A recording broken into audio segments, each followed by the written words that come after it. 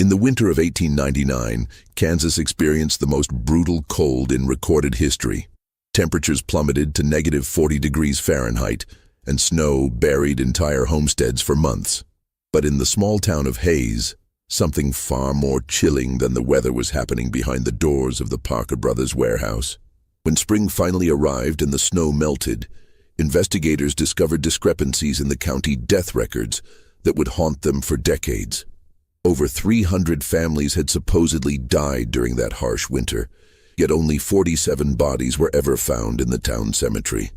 The rest had simply vanished without a trace. What the Parker brothers were burning in their industrial furnaces wasn't just wood or coal. It was evidence of the most systematic and calculating crime spree in Kansas history, hidden beneath the guise of Christian charity and community service. Before we uncover the disturbing truth about what Thomas and Samuel Parker did during those frozen months, I want you to know that this story contains details that have been buried in county archives for over a century. If you're fascinated by true crime stories that blur the line between fact and legend, hit that subscribe button and let me know in the comments what state you're listening from. I'd love to know how far this story reaches. The documents I'm about to share with you were discovered in a water-damaged basement in Hayes County Courthouse, and what they reveal will change how you think about survival, desperation, and the dark side of human nature. The year 1899 began with promise for the residents of Hayes, Kansas. This railroad town of roughly 8,000 souls had weathered previous harsh winters, and the community prided itself on neighborly cooperation and Christian values. The town sat strategically along the Kansas Pacific Railway, which brought both prosperity and a steady stream of settlers looking to claim their piece of the American frontier. Main Street bustled with activity: the general store, the bank, 3 churches, and dozens of businesses that served the surrounding farming communities. But Hayes was also a town built on the edge of the unknown. Just 30 miles west lay the beginning of what locals called the empty lands, vast stretches of prairie where homesteaders had claimed isolated plots, often miles from their nearest neighbors. These brave families had built their lives in sod houses and wooden shanties, depending entirely on their own resourcefulness and the occasional supply runs to town for survival. Thomas and Samuel Parker had arrived in Hayes 5 years earlier, in 1894, with enough capital to purchase a large warehouse on the outskirts of town. The brothers, then in their early 30s, presented themselves as entrepreneurs with a vision for serving the growing community. Thomas, the older brother, was tall and lean with prematurely gray hair and the kind of piercing blue eyes that seemed to assess the value of everything they looked upon. Samuel was shorter, stockier, with calloused hands and a perpetual smile that never quite reached his eyes. Their business model was simple, yet essential. They provided cleaning and estate services for families in crisis. When homesteaders died from accidents, disease, or the harsh realities of frontier life, the Parker brothers would step in to handle the difficult aftermath. They would travel to the deceased family's property, remove bodies for proper burial, inventory and sell personal belongings, clean the homestead, and prepare it for new occupants. In a time when death was common and resources were scarce, their services filled a crucial need. The brothers had built a reputation for discretion and efficiency. They owned 2 heavy wagons, employed several part-time workers, and maintained one of the few large furnaces in the area, originally installed to process salvaged materials and dispose of unsellable items. Local families trusted them to handle their most difficult moments with dignity and respect. As autumn turned to winter in 1899, few could have predicted that nature was about to deliver the most devastating blow in Kansas history. The first snows arrived in early November, weeks earlier than usual. By December, temperatures had dropped to levels that old-timers claimed they'd never experienced. The railroad lines became unreliable. Supply runs to isolated homesteads grew dangerous, and the town of Hayes found itself increasingly cut off from the outside world. But Thomas and Samuel Parker saw opportunity where others saw catastrophe. They had survived previous winters by adapting their methods, and they possessed resources that most of their neighbors lacked. What nobody realized was that the brothers had been slowly refining their approach to their macabre business, finding ways to extract maximum profit from human tragedy. The brutal winter of 1899 would provide them with unprecedented opportunities to perfect their methods. The first sign that this winter would be different came on November 18, 1899, when the temperature dropped 30 degrees overnight. Sarah Henderson, who ran the telegraph office, later wrote in her diary that she had never seen ice form so quickly on the windows. By morning, the town square was buried under 18 inches of snow, and the wind was howling with a ferocity that made conversation impossible outdoors. Within days, the railroad announced that service would be suspended indefinitely. Supply wagons from the east stopped arriving, and the families scattered across the prairie found themselves completely isolated. The Parker brothers, however, seemed remarkably well prepared for the crisis. Their warehouse was stocked with coal, preserved foods, and warm clothing. They had arranged for their furnace to be converted to burn multiple types of fuel, and they possessed the only reliable winter transportation in the area, a specially reinforced sled designed to navigate through deep snow. As December progressed, the situation grew desperate. Families began appearing at the Parker brothers' warehouse, seeking help with heating, fuel, food, or transportation to town. Thomas and Samuel welcomed these visitors with apparent compassion, offering assistance and shelter. However, those who worked closely with the brothers began to notice subtle changes in their behavior. Mary Kellerman, who served as the town's informal record keeper, later testified that the Parker brothers visited her office repeatedly during December, asking detailed questions about property ownership, inheritance laws, and the procedures for transferring land titles. They claimed to be planning ahead for the estate services they would likely need to provide once the winter ended. At the time, Mary thought their preparation was admirable. Only later would she realize the true purpose of their inquiries. The brothers also began making regular visits to isolated homesteads, ostensibly to check on families and offer assistance. They would arrive with supplies, warm clothing, and cheerful conversation. But according to witness accounts discovered decades later, these visits often preceded mysterious disappearances. The Kowalski family, who lived 12 miles north of Hayes, was visited by the Parker brothers on December 14th. Neighbors found their homestead abandoned 3 days later, with no sign of where the family had gone. The brothers claimed they had helped the Kowalskis relocate to relatives in Missouri, but no such relatives were ever found. As Christmas approached, the temperature reached an unthinkable low of -38 degrees. The town's population began to dwindle as families either fled east or simply vanished. The Parker brothers, meanwhile, seemed to thrive in the chaos. Their furnace burned continuously, sending thick black smoke into the gray sky.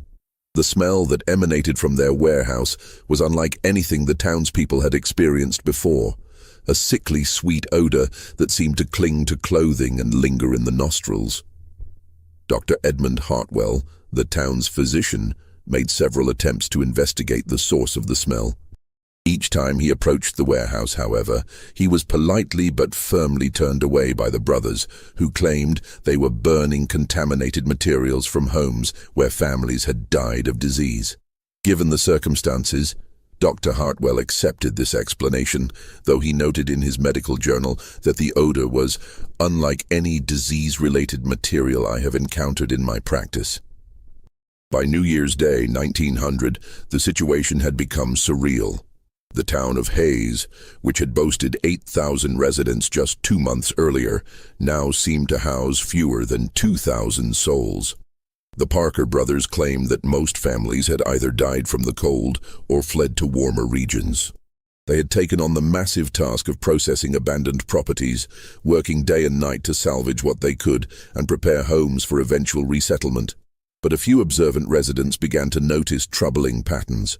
Properties that had been abandoned were somehow being transferred to new owners with unusual speed.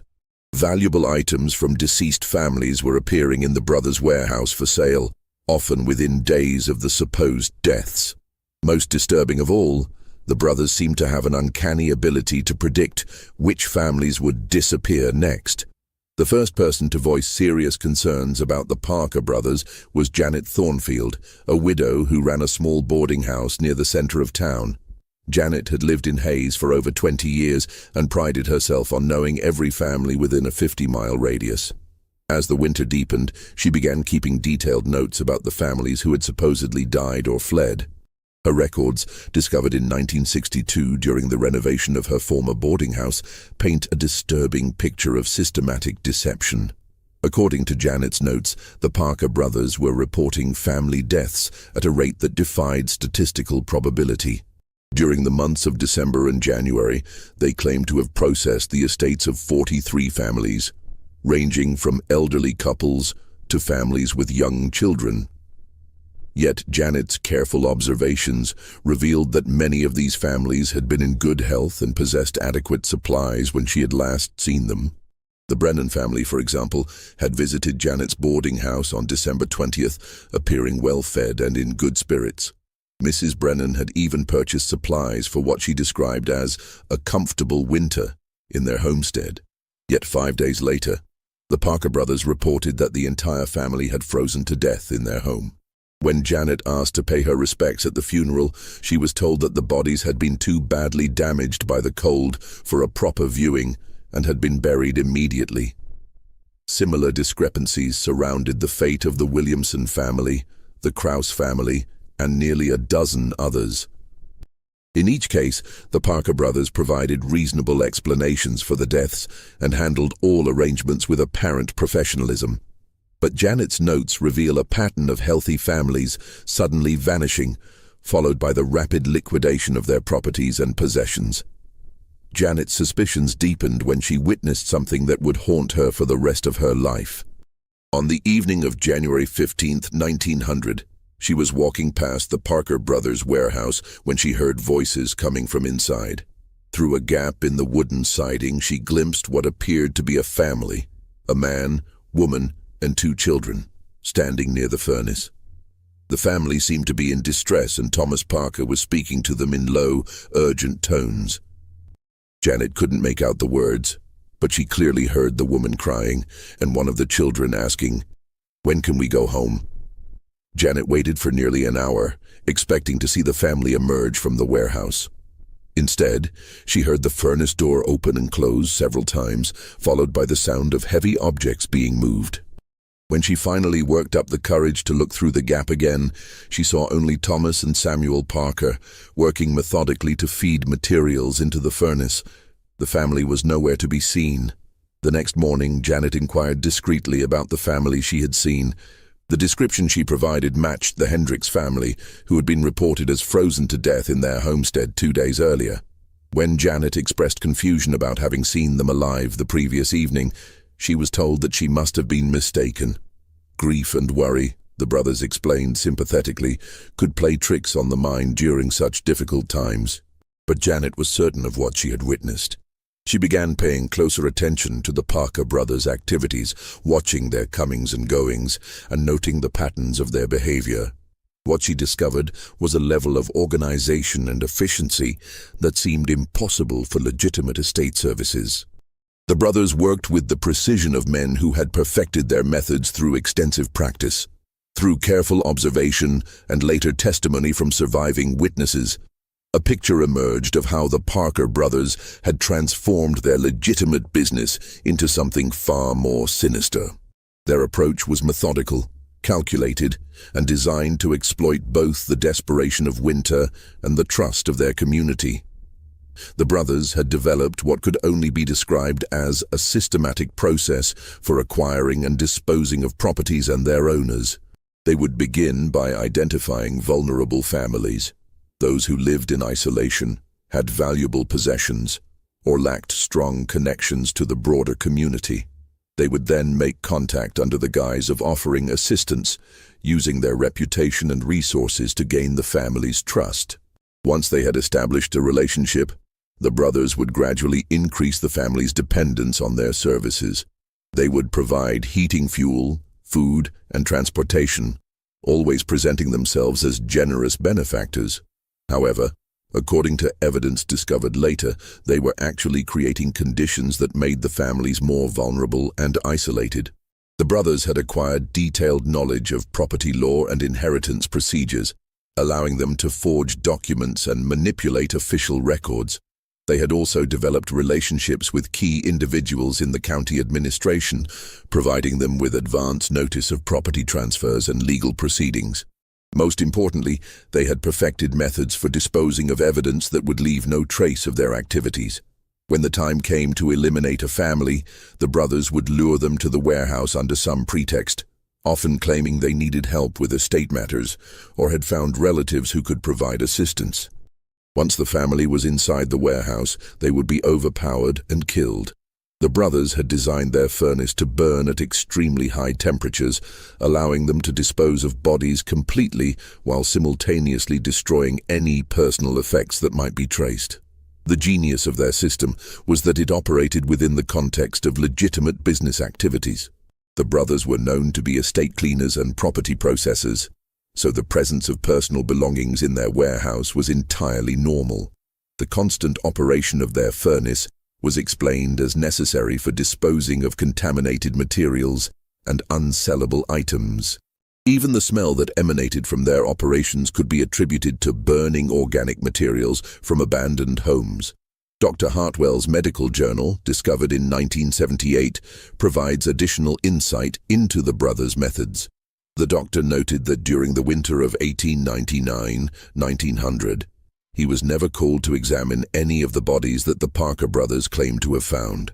In all cases, he was told that the bodies had been too badly damaged by cold or disease to warrant medical examination. This was highly unusual, as Dr. Hartwell was normally involved in determining cause of death for insurance and legal purposes. The brothers had also developed an efficient system for liquidating stolen property. They would sort through the belongings of their victims, keeping valuable items for later sale and burning anything that might be traced to specific individuals. They maintained detailed inventories of their acquisitions, which they would later claim represented legitimate purchases or salvage operations.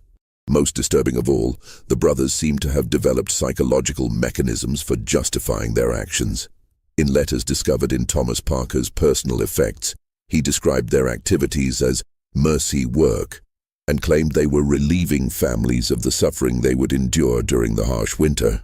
Samuel Parker's diary, found decades later, contains entries suggesting that he genuinely believed they were providing a service to the community by preventing slow deaths from starvation and freezing. By mid-January 1900, the Parker brothers had reached the peak of their efficiency. The temperature had not risen above -20 degrees in over 3 weeks, and the town of Hayes was essentially cut off from the outside world. Under these conditions, the brothers operated with almost complete impunity, confident that their activities would go unnoticed and uninvestigated. During this period, they processed what they later claimed were the estates of over 60 families. The mathematical impossibility of this number should have raised immediate suspicions, but the extreme conditions made normal oversight impossible.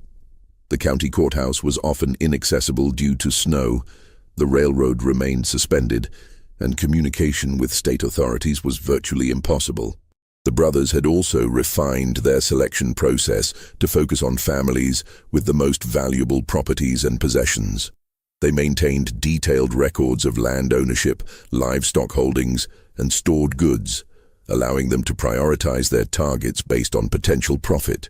They had developed the ability to forge property transfer documents with remarkable skill, often completing transactions that would have required weeks of legal proceedings under normal circumstances. Evidence suggests that during the peak period, the brothers were processing multiple families per week.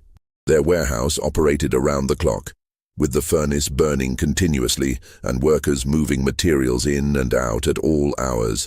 The brothers had recruited several accomplices from among the town's desperate residents, offering food and shelter in exchange for assistance with their estate services. These accomplices, who were likely unaware of the full scope of the brothers' activities, provided crucial testimony when the truth was finally revealed. They described a warehouse filled with personal belongings, furniture, and household goods from dozens of families. They witnessed the brothers sorting through clothes, toys, and personal items with the efficiency of experienced merchants. Most tellingly, they reported that the brothers maintained detailed lists of names, addresses, and property descriptions that they updated constantly.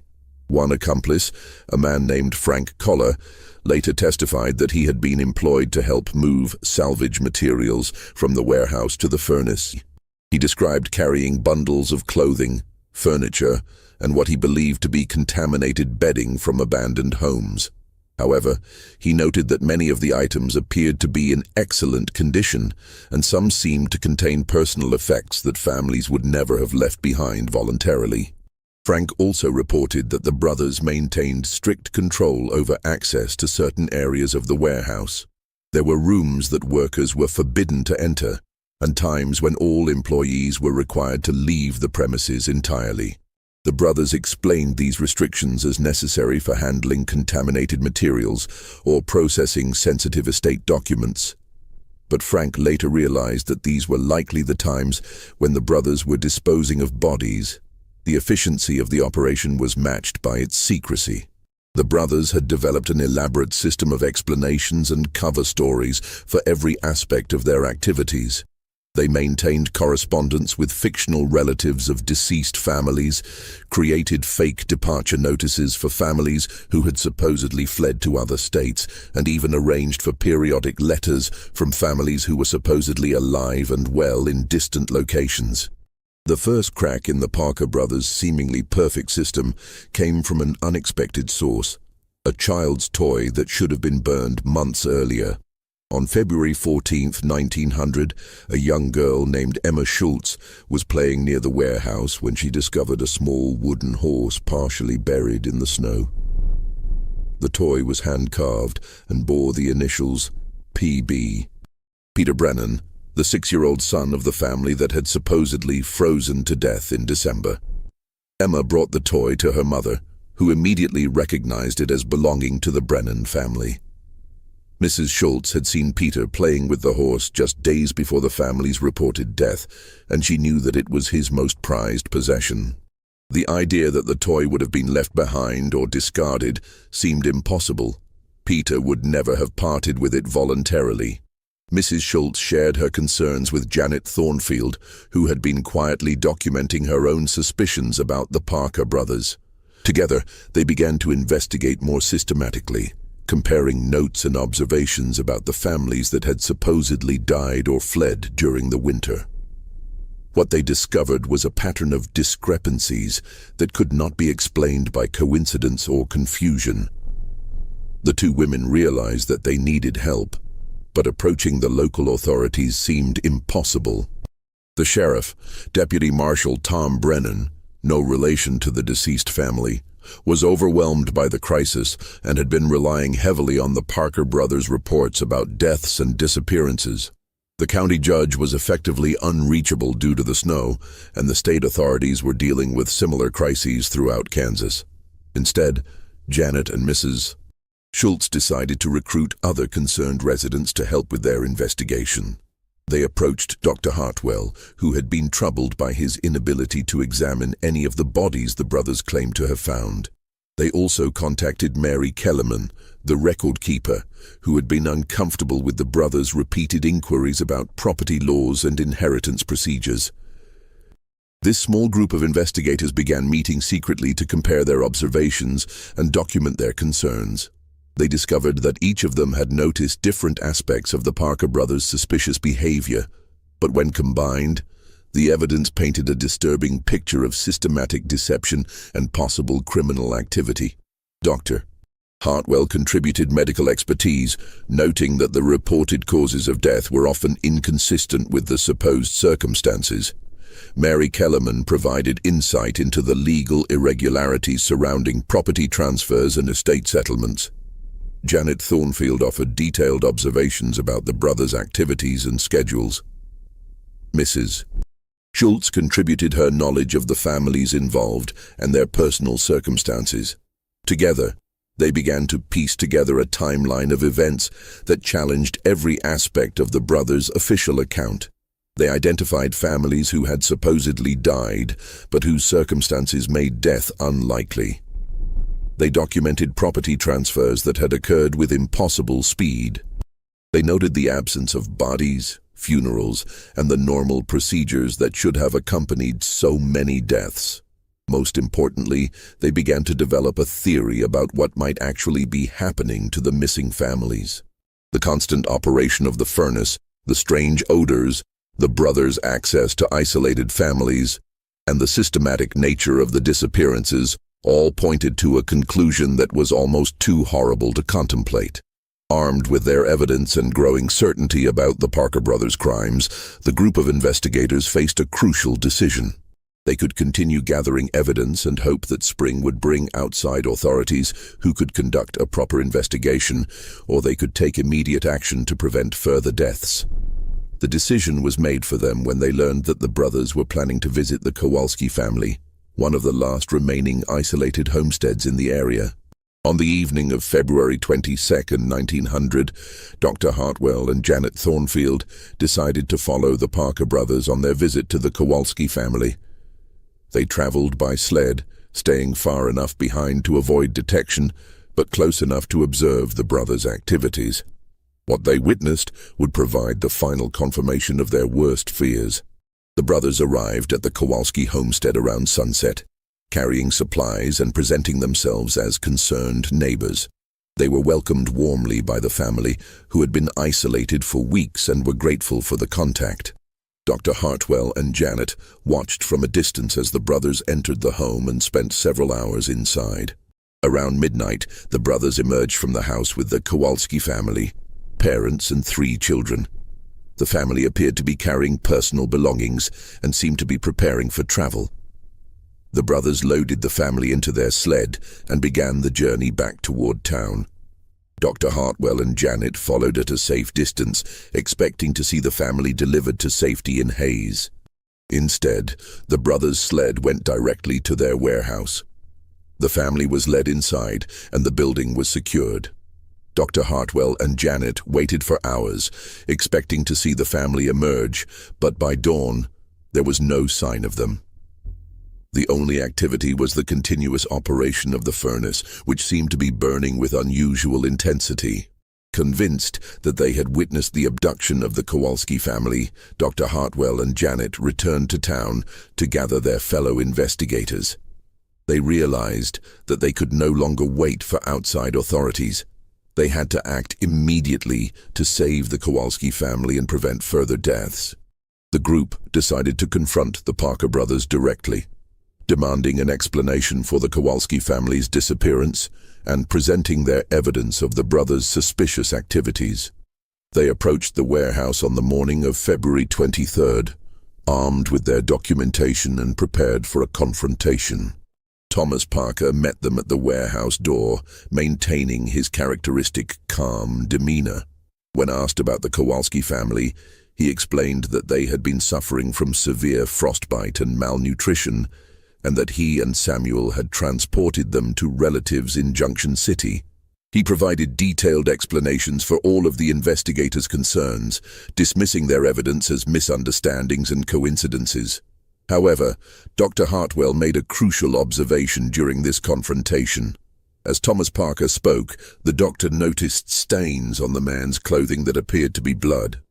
When he pointed this out, Thomas claimed that he had been butchering livestock for food preparation.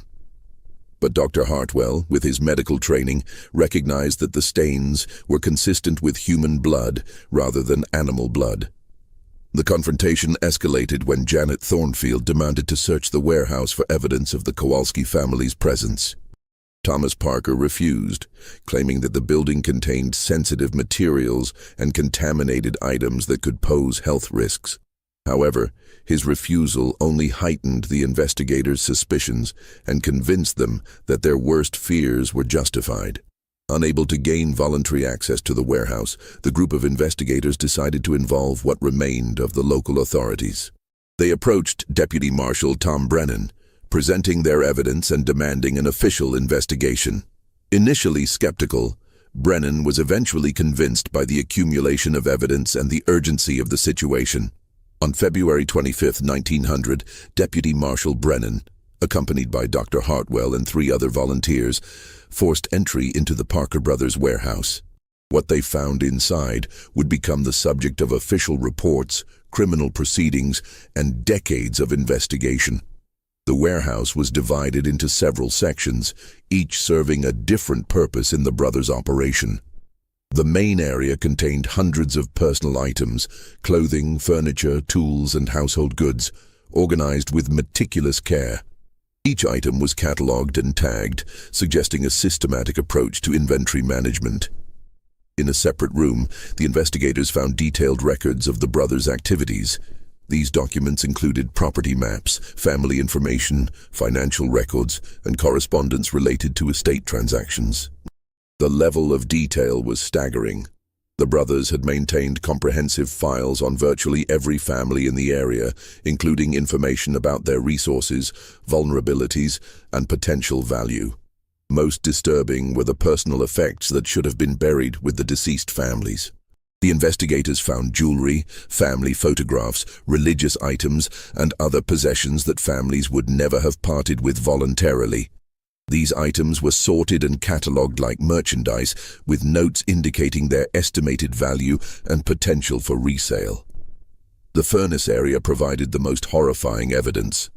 The brothers had modified their furnace to burn at extremely high temperatures, capable of completely consuming organic materials. Around the furnace, the investigators found bone fragments, partially burned clothing, and other remains that suggested the brothers had been using the furnace to dispose of human bodies. Dr. Hartwell collected samples of the bone fragments and other organic materials for analysis. His medical examination confirmed that the remains were human, representing multiple individuals of different ages. The doctor estimated that the furnace had been used to dispose of dozens of bodies, possibly over 100, during the winter months. The investigators also discovered evidence of the brothers' most recent activities. In a locked room, they found the personal belongings of the Kowalski family, including the children's toys and the parents' clothing. The items were arranged as if they had been recently sorted and catalogued, suggesting that the family had been processed within the past few days. Most chilling of all was a journal kept by Samuel Parker, which contained detailed descriptions of the brothers' methods and philosophy. The journal revealed that the brothers had gradually developed their system over several years, perfecting their techniques and justifying their actions through a twisted logic of mercy and efficiency. When confronted with the evidence found in their warehouse, the Parker brothers initially attempted to maintain their innocence, claiming that they had been operating a legitimate estate service and that any irregularities were the result of the extreme conditions of the winter. However, the overwhelming physical evidence and the testimony of witnesses made their guilt impossible to deny. Thomas Parker, the older brother, eventually provided a partial confession in exchange for assurance that his younger brother would be spared execution. His confession revealed the full scope of their activities and provided details about their methods, motivations, and the number of families they had killed. According to Thomas's confession, the brothers had eliminated 47 families during the winter of 1899-1900, representing approximately 200 individual victims. They had begun their activities as a response to the extreme conditions, initially targeting families who were already close to death from cold and starvation. However, as their system became more refined and profitable, they had begun actively seeking out healthy families with valuable properties. The brothers had developed sophisticated methods for luring families to their warehouse, often claiming that they had found relatives who could provide assistance or that they needed help with estate matters. Once the families were inside the warehouse, they would be overpowered and killed, usually by suffocation or blunt force trauma, to avoid creating blood evidence. The bodies were then processed through their modified furnace, which could completely consume human remains within several hours. Personal belongings were sorted and catalogued, with valuable items kept for resale and everything else destroyed. The brothers had created an elaborate system of false documentation to explain the family's disappearances and to facilitate the transfer of their properties. Samuel Parker, the younger brother, provided additional details about their psychological state during the winter. He described how they had gradually become desensitized to the killing, viewing it as a necessary business function rather than murder. He claimed that they had convinced themselves that they were providing a service to the community by preventing slow deaths from starvation and freezing. The brothers' trial became one of the most notorious criminal proceedings in Kansas history. The evidence against them was overwhelming, including physical remains, documented confessions, and testimony from multiple witnesses. The trial revealed the full scope of their crimes and provided insight into the psychological mechanisms that had allowed them to commit such systematic murders. Both brothers were convicted of multiple counts of murder and sentenced to death. However, the legal proceedings were complicated by questions about jurisdiction, the extreme circumstances of the winter, and the challenges of proving specific crimes when so much evidence had been destroyed. The discovery of the Parker brothers' crimes sent shockwaves through Kansas and the broader region. The systematic nature of their murders, the sophisticated methods they had employed, and the number of victims involved made their case unique in American criminal history. The trial proceedings were covered extensively in newspapers throughout the Midwest, and the case became a subject of study for criminologists and legal scholars. The immediate aftermath of the discovery created serious problems for the community of Hayes. The brothers' activities had resulted in the loss of a significant portion of the town's population, and many property ownership records had been falsified or destroyed. Legal proceedings continued for years as authorities attempted to determine the rightful owners of properties that had been illegally transferred. The case also raised difficult questions about community responsibility and the systems that had allowed such crimes to go undetected. Many residents struggled with guilt over their failure to recognize the signs of the brothers' activities, and some blamed themselves for trusting the brothers despite subtle warning signs. Dr. Hartwell, who had played a crucial role in exposing the brothers, was profoundly affected by the experience. His medical journal entries from the period reveal a man grappling with the psychological impact of discovering such systematic evil within his community. He continued to practice medicine in Hayes, but never fully recovered from the trauma of the investigation. Janet Thornfield, the boarding house operator who had first suspected the brothers, became something of a local hero for her persistence in investigating their activities. However, she also struggled with the knowledge that her earlier intervention might have saved lives. She continued to live in Hayes until her death in 1934, always maintaining detailed records of community activities and remaining vigilant for signs of similar crimes. The case had broader implications for law enforcement and community oversight. It demonstrated how extreme circumstances could provide cover for criminal activity and highlighted the importance of maintaining official oversight even during crisis situations.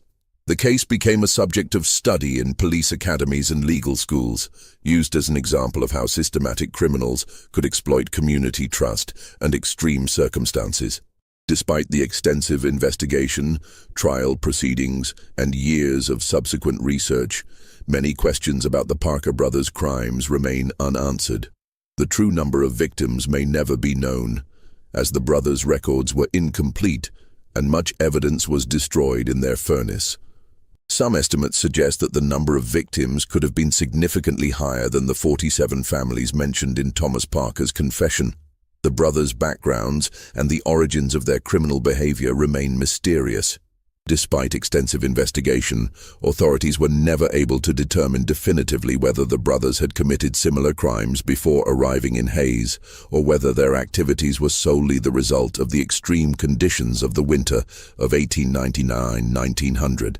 Some evidence suggests that they may have been involved in suspicious activities in other locations, but no definitive connections were ever established.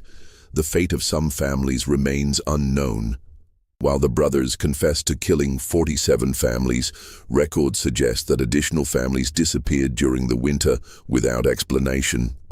Some of these families may have died from natural causes or fled to other locations, but the possibility remains that the brothers' activities were even more extensive than they admitted. The psychological aspects of the case continue to fascinate researchers and criminologists. The brothers' ability to maintain their facade of respectability while committing systematic murder raises questions about the nature of evil and the factors that can lead ordinary individuals to commit extraordinary crimes. Their use of religious and charitable justifications for their actions provides insight into the psychological mechanisms that criminals use to rationalize their behavior. The case also raises broader questions about the nature of community and the systems that bind societies together. The residents of Hayes had trusted the Parker brothers based on their reputation and apparent respectability, demonstrating how criminals can exploit social trust and community bonds to facilitate their crimes. The Parker brothers were executed on October 15, 1900, at the Kansas State Penitentiary in Lansing. Their deaths brought legal closure to one of the most horrific crime sprees in American history, but the impact of their actions continued to reverberate through the community of Hayes and the broader region for decades. The case remains one of the most extensively documented examples of systematic murder in American criminal history. The surviving records, including court transcripts, witness testimonies, and physical evidence, provide a comprehensive picture of how two individuals were able to exploit extreme circumstances to commit crimes of unprecedented scope and brutality. The story of the Parker brothers serves as a reminder of the potential for evil that exists within seemingly normal communities and the importance of maintaining vigilance even during times of crisis. Their crimes demonstrated how quickly social bonds can break down under extreme pressure and how criminals can exploit community trust to facilitate their activities. Today, the site of the Parker brothers' warehouse in Hayes, Kansas, is marked by a simple memorial to the victims of their crimes. The memorial serves as a reminder of the importance of community vigilance and the need to protect vulnerable members of society, even during times of extreme hardship. The case continues to be studied by criminologists, historians, and legal scholars as an example of how extreme circumstances can provide cover for criminal activity and how communities can work together to expose and stop such crimes.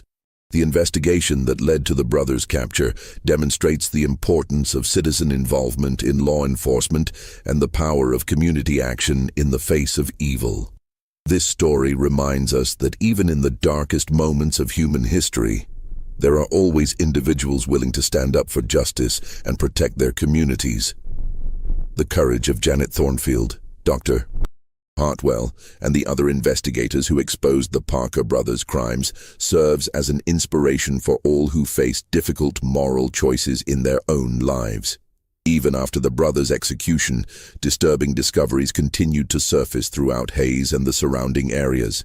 In March 1901, nearly a year after the trials concluded, construction workers renovating the basement of the old Methodist church found a collection of personal items that had been hidden beneath the floorboards. The cache included jewelry, family photographs, children's toys, and religious artifacts that matched descriptions of belongings from families the Parker brothers had claimed to process. The most chilling discovery was a leather-bound ledger that appeared to contain detailed records of the brothers' activities dating back to 1897, 2 years before the infamous winter. The ledger entries were written in a coded system that took investigators months to decipher, but once translated, they revealed that the brothers had been systematically eliminating isolated families for far longer than anyone had suspected. According to the coded entries, the brothers had killed at least 15 families during the winters of 1897 and 1898, perfecting their methods and building their confidence before the massive killing spree of 1899. The entries described their techniques in clinical detail, including how they had learned to dispose of bodies completely, how to forge property documents, and how to manipulate community perceptions of their activities. The ledger also contained disturbing psychological insights into the brothers' mindset. Thomas Parker had written extensive justifications for their actions, describing their victims as burdens on society and claiming that they were performing natural selection by eliminating the weak and vulnerable. Samuel Parker's entries were more practical, focusing on the logistics of their operations and the financial benefits of their crimes. Most horrifying were the entries that described the brothers' experiments with different killing methods. They had tested various approaches to murder, seeking methods that would be efficient, quiet, and leave minimal evidence. The ledger revealed that they had initially used poison obtained from agricultural supplies, but had eventually settled on suffocation and blunt force trauma as their preferred techniques. The discovery of the ledger forced authorities to reopen their investigation and reconsider the full scope of the brothers' crimes.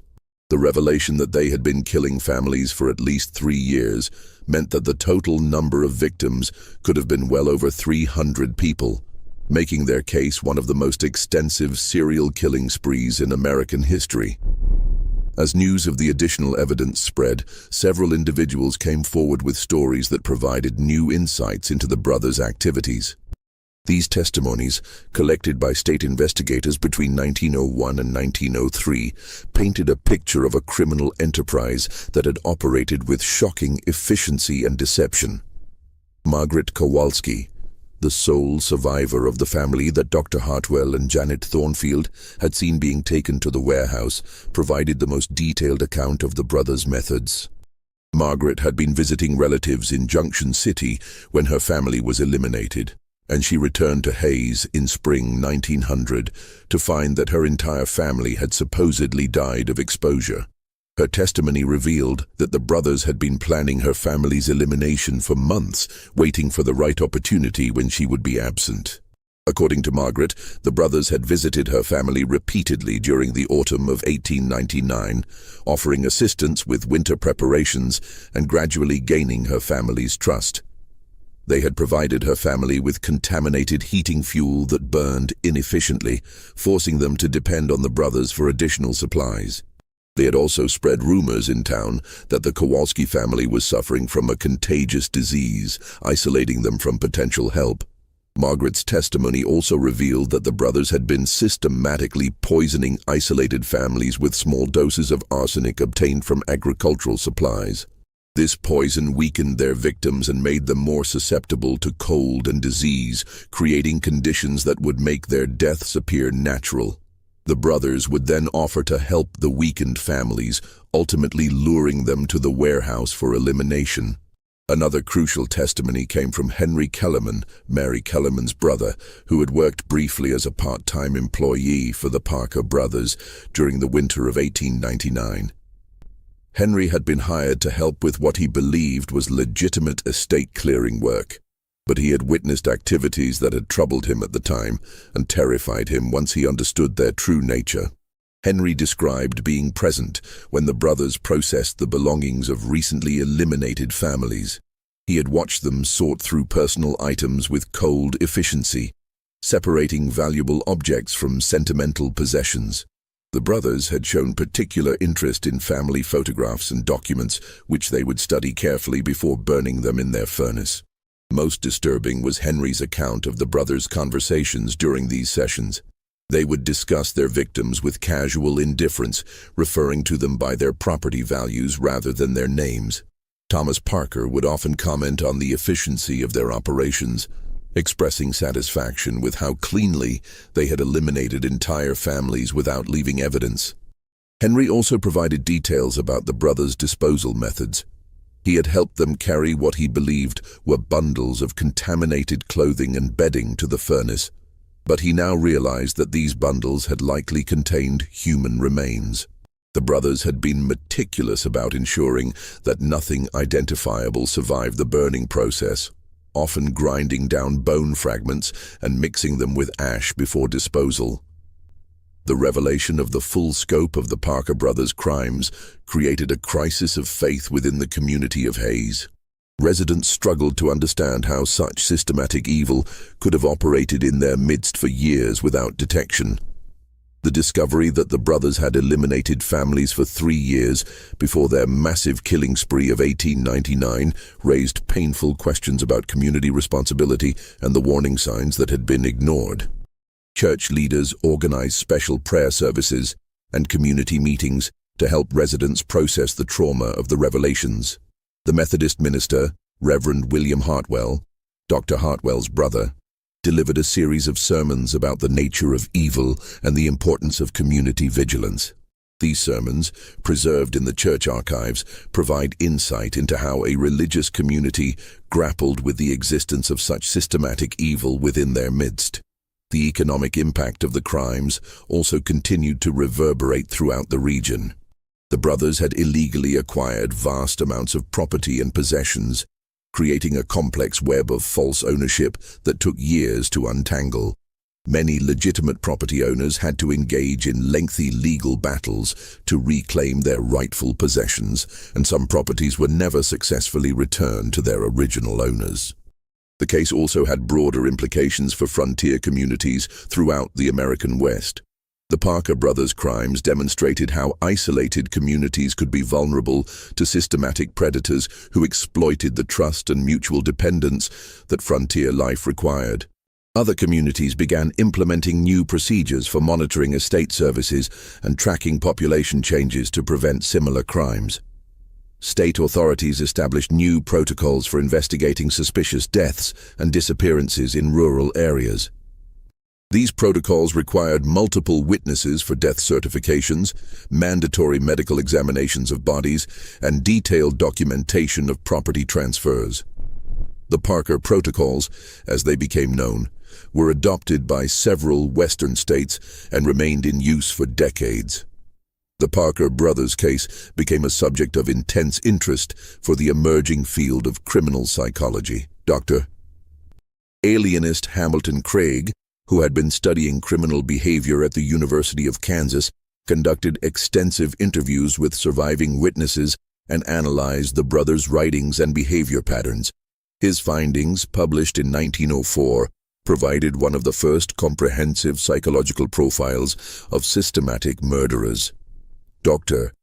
Craig's analysis revealed that the Parker brothers had displayed classic signs of what would later be termed psychopathic behavior. They had demonstrated a complete lack of empathy for their victims, viewing them as objects to be exploited rather than human beings with inherent value. Their ability to maintain facades of respectability while committing systematic murder indicated sophisticated psychological manipulation skills. The brothers had also shown remarkable adaptability in their criminal methods, constantly refining their techniques based on experience and changing circumstances. This adaptability, combined with their long-term planning abilities, suggested high intelligence and organizational skills that had been channeled toward criminal purposes. Most intriguingly, Dr. Craig's analysis suggested that the brothers had developed a shared delusion that justified their actions. They had convinced themselves that they were performing a beneficial service by eliminating families who would otherwise suffer slow deaths from starvation and exposure. This psychological mechanism had allowed them to commit mass murder while maintaining positive self-images.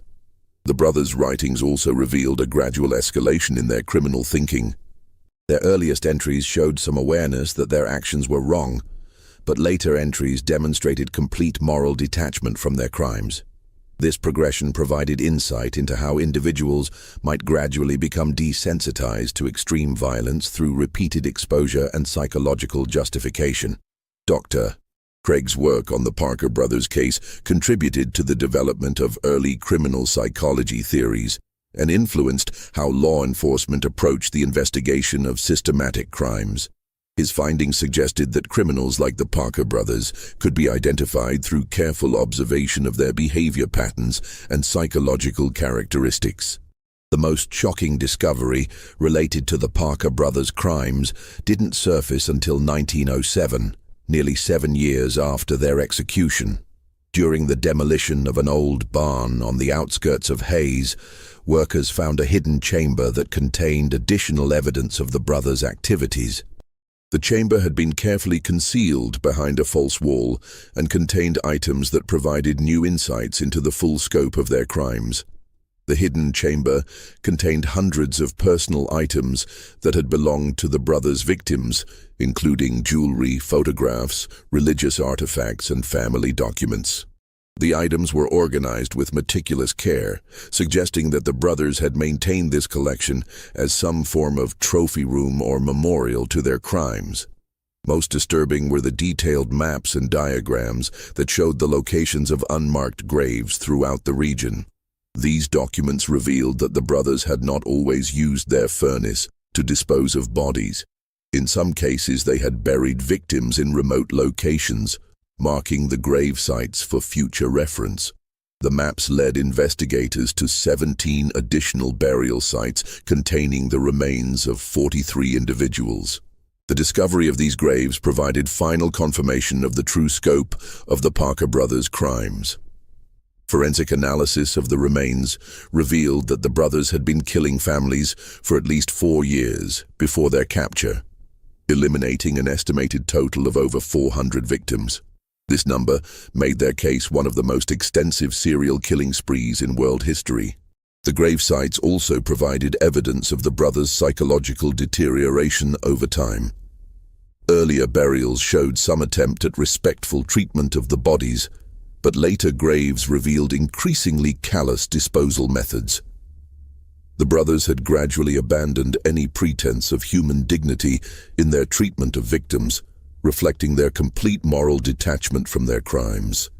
The Parker brothers' case had profound and lasting effects on American society, law enforcement, and criminal justice. The systematic nature of their crimes and the sophisticated methods they employed challenged existing assumptions about criminal behavior and community safety. The case demonstrated that extreme evil could exist within seemingly normal communities, and that traditional social safeguards might be insufficient to prevent such crimes. The legal proceedings that followed the brothers' execution established important precedents for handling cases involving systematic murder and property fraud. The complex web of false property transfers and forged documents required new legal frameworks for restoring stolen property to rightful owners. These frameworks influenced property law and estate procedures for decades. The case also had significant impact on the development of law enforcement techniques. The investigation that exposed the brothers' crimes demonstrated the importance of community cooperation in solving complex criminal cases. The success of the citizen investigators who first suspected the brothers helped establish the principle that community members have both the right and responsibility to report suspicious activities to authorities. The psychological analysis of the Parker brothers contributed to the early development of criminal profiling techniques.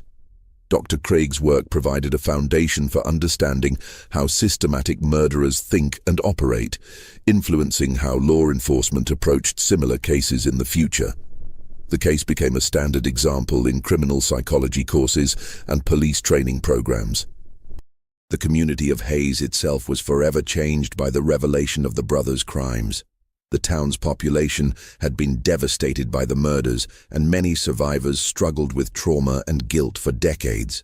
The community developed new traditions and institutions designed to preserve the memory of the victims and prevent similar crimes from occurring.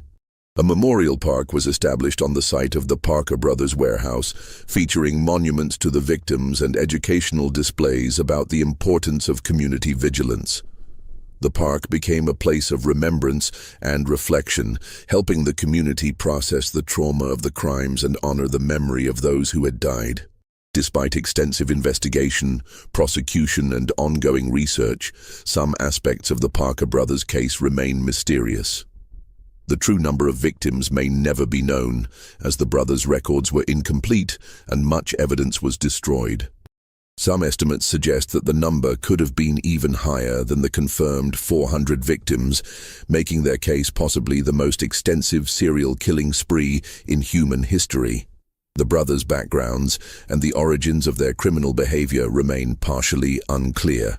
Despite extensive investigation, authorities were never able to determine definitively whether the brothers had committed similar crimes before arriving in Kansas, or whether their activities were solely the result of the opportunities they found in frontier communities. Some evidence suggests that they may have been involved in suspicious activities in other locations, but no definitive connections were ever established. The psychological mechanisms that allowed the brothers to commit such systematic murder while maintaining facades of respectability continue to fascinate researchers. Their ability to live dual lives, appearing as helpful community members while secretly eliminating families, raises questions about the nature of evil and the factors that can lead individuals to commit extraordinary crimes.